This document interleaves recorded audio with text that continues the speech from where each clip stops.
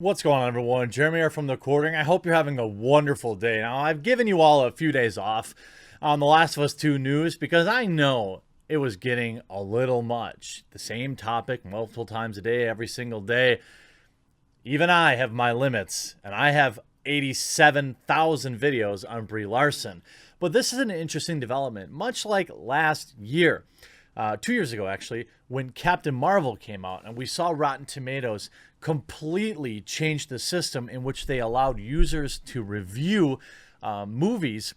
Metacritic apparently has now bent the knee to The Last of Us 2 and pressure from Naughty Dog and Sony and changed the entire system around how users can review games. This is a quiet change that wasn't covered by many. You know why it wasn't covered by many? Because they knew we'd be mad about it. Kotaku, Polygon, IGN, all of these shill medias, they agree with this. What this is yet another removal of the power of the consumer to review a product and forcing other consumers to rely on bought and paid for shill media for the reviews. Certainly, a delay in reviews won't apply to certified critics who gave the game a 100 out of 100, maybe 50 of them. A score we know now to be impossible to obtain simply because there is no perfect video game, except maybe Fester's Quest. Now, The Last of Us 2 news has been kind of light lately. Most people are getting through the game, and there's a lot of fun little clips. We saw Mark Hoppus out there playing a Blink-182 song on Ellie's guitar, not even very well. And, you know, there's a lot of interesting stuff coming out about sales in the first week. That's where I want to start this video on. We know that The Last of Us 2 had amazing first week sales, amazing first weekend sales, something like 4 million sales in the opening weekend, and certainly I'm guessing that another couple million sales rolled in the coming days after that. But ultimately, where will this game end up? I find it curious that almost nobody's talking about sales of the game since July. We got this random article from Push Square saying PlayStation Store charts The Last of Us 2 is June's most downloaded PS4 game. Yeah, as they put it, hardly a surprise. The Last of Us Part 2 has been both a critical and commercial success, breaking launch weekend records and absolutely smashing UK physical charts. It should come as no surprise to learn that it's seen similar momentum digitally. While we don't have any figures, Sony has revealed that Naughty Dog's game was last month's most downloaded PlayStation 4 title in both Europe and North America. Well, duh. I mean, let me give a wild prediction. The month in which Cyberpunk 2077 comes out, it will be the most downloaded game on PlayStation. Here, I want me to do another one. The month in which Madden 2021 comes out, it will be the most downloaded game on PlayStation. I mean, nobody's surprised when a big name title is the most downloaded title on said platform, especially when it's a PlayStation exclusive and it's the only place to get the game. Aside from that, two other regions have fairly different top 20s. Games featured are similar but appear in different orders. It's safe to say that evergreen titles like FIFA, GTA 5, Call of Duty Modern Warfare had a good month. Meanwhile, SpongeBob SquarePants Battle for Bikini Bottom Rehydrated charted 14 in the United States but didn't make it to the Europe's bestseller list. Elsewhere, Gordon secured America's top spot in PlayStation VR chart, while Europe is still absolutely loving Beat Saber. Call of Duty Warzone remains top free-to-play in the chart, and Fortnite dominates DLC bestsellers. It's been an interesting month for video games, and we saw a lot of things change.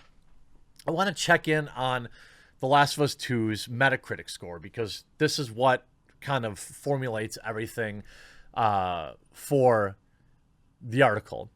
It still sits at a 94 Metacritic score. I don't think there have been many certified critics who have put in their score, so that remains unchanged. But the user score has now crept up to a 5.3. Now, I know many people truly love the game. In fact, I had one of my viewers email me and say, like, bro, just play the game. Like, all I'm asking is for you to play the game. And you know what? Maybe that's a fair thing to say. Maybe that's a fair request. Maybe I should just sit down and stream The Last of Us 2 over the weekend. Would that be something you guys would be interested in watching? You know, I've been talking about forever that I want to stream more. And I streamed last night. We had a nice crowd. A couple thousand people showed up. And I want to be more consistent with my streaming in July and August because I see it as a better way to connect with my viewers, a way for me to diversify my audience, increase my reach, and also a way to relax. If I can stream playing video games, that makes it really easy for me to justify actually playing them. By the way, if you are among the group of people that watch my videos every day but remain unsubscribed, I'm glad you're here watching, but I hope today will be the day I earn your subscription. There's a little red button down below this video that says subscribe. If you click that, it'll just be easier to find my videos. You'll get notified when I live stream because I'll be primarily live streaming on YouTube, although I also stream to DLive, Twitch, Mixer for the time being, and even last night added Trovo. If there's a live streaming platform that I can add, I'm on it. I should probably do Facebook too. Nonetheless, the user score has reached a 5.3. I think the general consensus of this game is that it's between a 6 and a 7. Angry Joe gave it a 6. He argued that he could have given it a 5. I think, you know, a 7 is probably a reasonable score for this game, especially if you weren't overly affected by the story. You know, if the story itself didn't break your heart, I think you could have given this game an 8 or even a 9. If the story mode did, then you probably give the game, I could see you giving the game a 4 or even a 5, which means the game is probably 6 or a 7. So we're at a 5.3. It's a little low, but not crazy. Now, we saw this article on PlayStation Life sneak out yesterday. The Last of Us Part 2 may have encouraged Metacritic to address its review brigading problem. You say tomato, I say customers' right to review a product. Now, there are few places where we, the customer, can really let our voices be heard.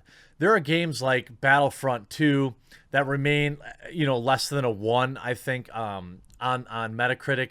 There are sometimes where a developer will do something we don't like, and the only method of feedback we have are reviews. And I don't have any problem whatsoever on that, legitimately.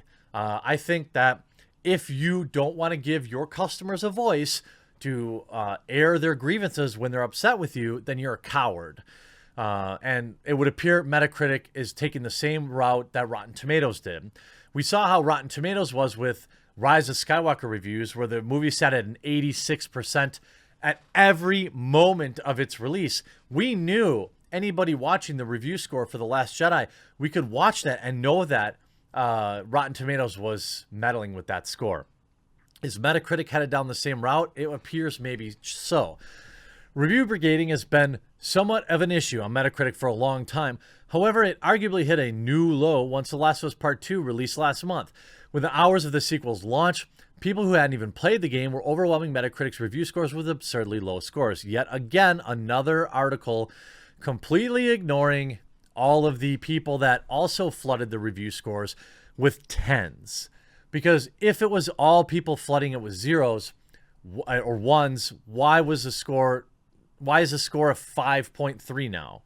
You know, why was it ever at anything over a 1? Now it seems the review website is taking matters into their own hands by not allowing users to review titles on launch day.